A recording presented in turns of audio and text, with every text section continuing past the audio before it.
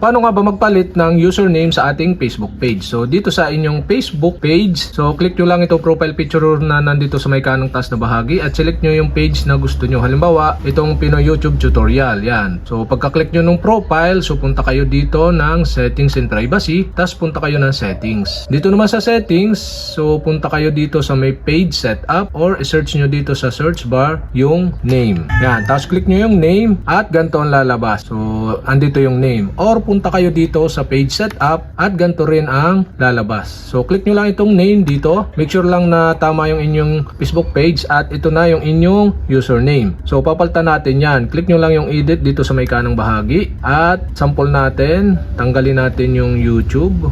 Yan. Clear lang natin is yung Pinoy tutorial. So username is not available. So hindi daw siya available. So palitan natin Pinoy YT tutorials. Yan, username is available. So pagka available na, click nyo na yung save change button dito. At successful na natin na napalitan ng username. So tingnan natin. So click uli itong page setup dito sa may kalawang bahagi at punta kayo dito sa name.